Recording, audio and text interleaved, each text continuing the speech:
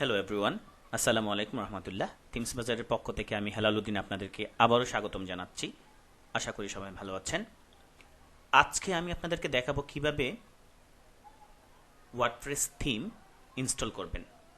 Install করতে গিয়ে আমরা অনেক সময় সমস্যার সম্মুখীন হই, এটাও আমরা দেখাবো। নর্মালি কীভাবে ইনস্টল করবেন সেটাও আমরা দেখাবো আপনাকে। যাই হোক, তো আপনি যখন আমাদের থেকে থিম কিনবেন তখন আমরা আপনাদেরকে একটা থিমের জিপ ফাইল পাঠিয়ে দিব এবং সেটার সাথে একটা লাইসেন্স কি এবং একটা সিক্রেট কি পাঠিয়ে দেব। তো আপনারা এটা কিভাবে ইনস্টল করবেন এখন দেখুন। প্রথমে আপনাকে আপনার অ্যাডমিন প্যানেলে ঢুকতে হবে। তো অ্যাডমিন প্যানেলে কিভাবে ঢুকবেন সেটা হলো যে আপনার ডোমিনের পরে একটা /wp-admin দিবেন। এটা দেওয়ার পরে ইউজার নেম এবং পাসওয়ার্ড চাইবে। ইউজার নেম এবং পাসওয়ার্ড দিবেন আপনি। ইউজার নেম পাসওয়ার্ড দেওয়ার পরে আপনি এইরকম একটা ইন্টারফেস পাবেন। বলতে পারেন যে এটার ইউজার নেম এবং পাসওয়ার্ড কীভাবে পাবো। আমার আগের ভিডিওটি দেখবেন কিভাবে ওয়ার্ডপ্রেস ইনস্টল করতে হয়। হ্যাঁ, আমি দেখিয়েছি, সেখানে আমরা পাসওয়ার্ডটা পেয়েছিলাম, মানে ক্রিয়েট করেছিলাম, নিজেরাই দিয়েছিলাম সেটা। তো ওইটা আমরা এখানে দিব। যাই হোক, আমি প্রথমে থিমটা অ্যাক্টিভ করতে হলে আমাকে যেতে হবে অ্যাপিয়ারেন্সের থিম অপশনে। যাওয়ার পরে এখানে অ্যাড নিউতে আমি যাব, আপলোড থিমে যাব, ব্রাউজে যাব। যাওয়ার পর আমার যে থিমটা ছিল সেই থিমটা আমি এখান থেকে দিব, ইনস্টল নাওতে ক্লিক করব। একটা এরর আসবে, দেখেন একটা এরর আসছে। এরকম একটা এরর আসতে পারে। আবার আরেকটা এরর আসবে যে ম্যাক্সিমাম ফাইল, একটা এরকম একটা এরর আসবে, মানে ইনস্টল হবে না, এখান থেকে টোটালি ইনস্টল হবে না। তো এখানে ইনস্টল না হওয়ার কারণটা কি আমি একটু বলি আপনাদেরকে। Cpanel থেকে বা আপনার হোস্টিং থেকে এখানের যে সাইজটা, এখানে 2 MB করা আছে। সরি, এই দেখেন, এটা আসবে, নর্মালি এটা আসবে। The uploaded file exceeded the upload max file size, হ্যাঁ, ডিরেক্টিভ ইন পিএসপি আইএনই। আচ্ছা, এই অপশনটা আসবে, আপনারা ভয় পাবেন না, এটা থিমের কোনো সমস্যা না। অনেকে আমাদেরকে বলতে পারেন ভাই আপনার থিমের সমস্যা। না, আমার থিমে কোনো সমস্যা না। এটার প্রবলেমটা হলো এখানে যে ফাইল সাইজটা দেওয়া আছে, এখানে হলো সর্বোচ্চ 2 MB দেওয়া আছে। হ্যাঁ, ওইখানে আপনি আর আমাদের যে থিমটা সেটা হলো 5 MB-র বেশি, তাহলে তো এখানে হবে না। তাহলে এটা কী করতে হবে, এটাকে বাড়াইতে হবে। আমি ইচ্ছে করে কিন্তু কমিয়েছি। আর আপনি দেখবেন অধিকাংশ সময় এই প্রবলেমটা হবে না আপনাদের। কারণ হলো কিছু কিছু Cpanel-এ হয়তো বা যারা ডিফল্টভাবে কমায় রাখছে, হ্যাঁ, তাদের এটা হবে। হ্যাঁ, আর নর্মালি আপনারা ইনস্টল করতে পারবেন। যাই হোক, যদি এই সমস্যার সম্মুখীন হন আপনারা, তখন এটার কিভাবে এটার থেকে পরিত্রাণ পাবেন সেটা আমি একটু দেখাবো আপনাদেরকে। তো সেটা দুইটা সিস্টেমে করা যায়। একটা সিস্টেম হলো, আমি দুটা সিস্টেম আপনাদেরকে দেখাচ্ছি। প্রথমটা দেখেন কিভাবে করতে হয়। প্রথমটা হলো যে আপনি এটা এখান থেকে বাড়িয়ে নিতে পারেন। এখান থেকে বাড়িয়ে নিই। তো কীভাবে বাড়িয়ে নিব আমি, আমাদের এখানে যে খুঁজবেন আপনার এটা হলো আপনার Cpanel-এর মধ্যে যে খুঁজবেন, এটা কিন্তু আপনার Cpanel পাসওয়ার্ডটা আপনার হোস্টিং প্রোভাইডার আপনাকে দিবে। তো এখানে আপনি পিএসপিতে যাবেন। দেখেন এখানে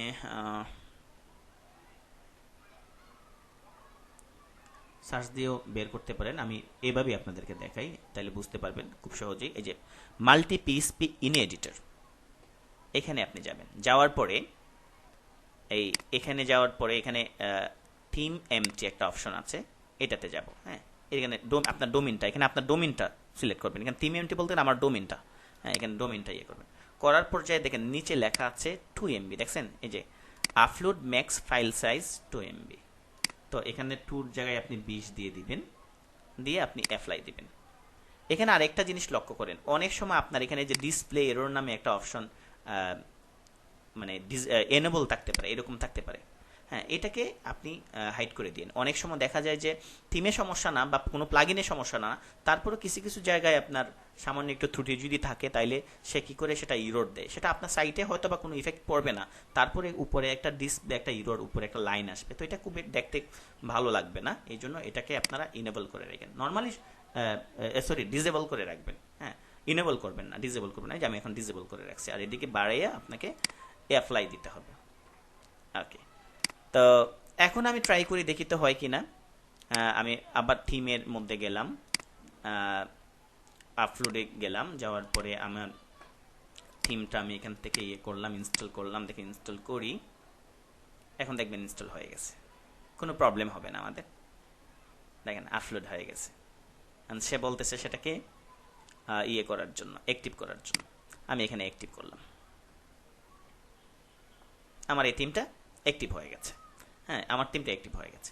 আচ্ছা, এটা তো একটা সিস্টেম দেখলাম যে কিভাবে ওইখান থেকে করবেন। যদি এটাও আপনি না পারেন তখন আরেকটা সিস্টেম আছে, আমি ওই সিস্টেমটাও আপনাদেরকে দেখাচ্ছি। আচ্ছা, আসুন আমি এখান থেকে এই থিমটাকে আমি আগে ডিলিট করি, আমি আরেকটা থিম অ্যাক্টিভ করি। এখান থেকে অ্যাক্টিভ করলাম, এটা নর্মালি কিন্তু আপনাদের লাগবে না, আমি আরেকটা সিস্টেম দেখানোর জন্য এটা করছি। অ্যাক্টিভ করে ফেলছেন তো আপনাদের কাজ শেষ, এটা এক্সট্রা দেখাচ্ছি, আপনারা কাজ করতে যাবেন না। হ্যাঁ, এটা এক্সট্রা দেখাচ্ছি।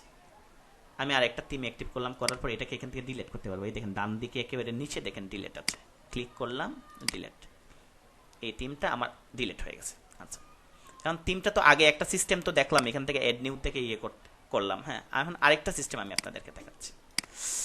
আরেকটা সিস্টেম হলো, আপনি ওই যে ফাইল ম্যানেজার আছে আপনাদের, ফাইল ম্যানেজারে ঢুকবেন, ঢোকার পরে পাবলিক HTML-এ যাবেন, ওয়াফ কন্টেন্টে যাবেন, থিমসে যাবেন, যা এখানে এই যে আপলোডে যাবেন। যাওয়ার পরে আপনার যে থিমটা ছিল, থিমটা এখানে অ্যাক্টিভ ইয়ে করে দিবেন, আপলোড দিবেন।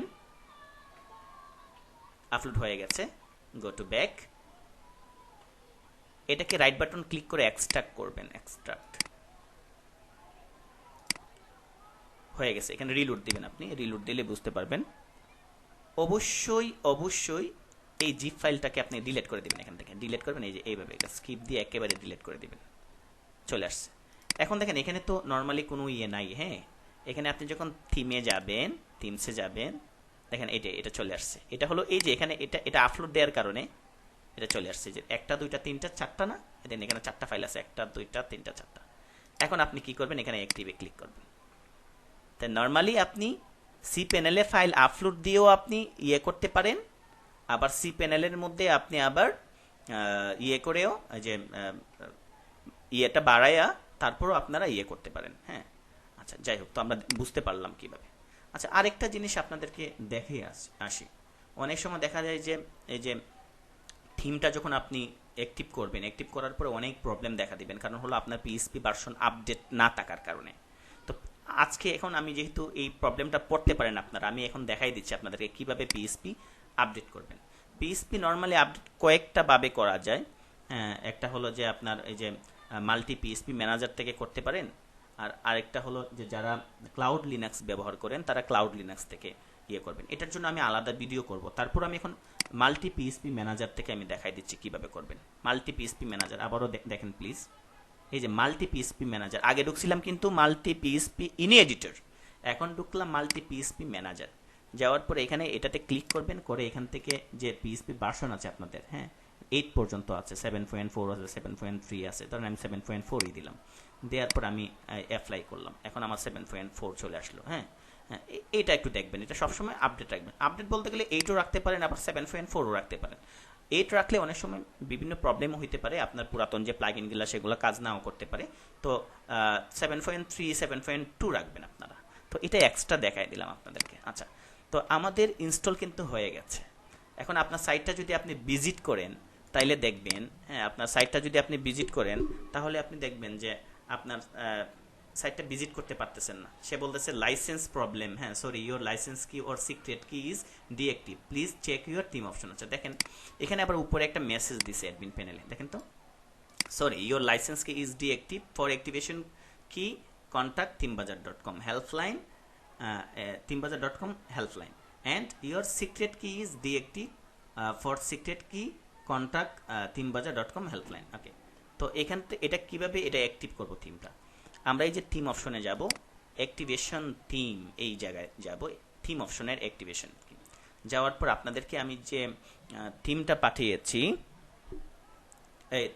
থিমের সাথে আমি আপনাদেরকে একটা লাইসেন্স কি এবং সিক্রেট কি পাঠিয়েছি। হ্যাঁ, এখন লাইসেন্স কি এবং সিক্রেট কিটা আপনারা একটু এখানে বসে দিবেন, এখানে লাইসেন্স কিটা দিবেন, এখানে সিক্রেট কিটা দিবেন। একটু মনে রাখবেন, আগে এটা একেবারে ফ্রেশ করেন, এটাও ফ্রেশ করেন, একেবারে কোনো কিছু যাতে না থাকে। হ্যাঁ, তারপরে যেটা করবেন, আমি লাইসেন্স কি এবং সিক্রেট কি দিয়ে আমি সেভ দিলাম, সেভ হয়ে গেছে।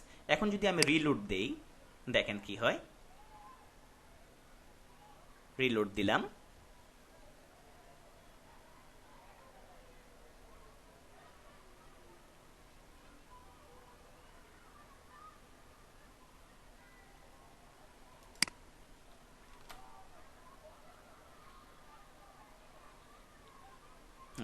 কংগ্রেচুলেশনস, ইয়োর লাইসেন্স কি is activate and your secret key is also activate.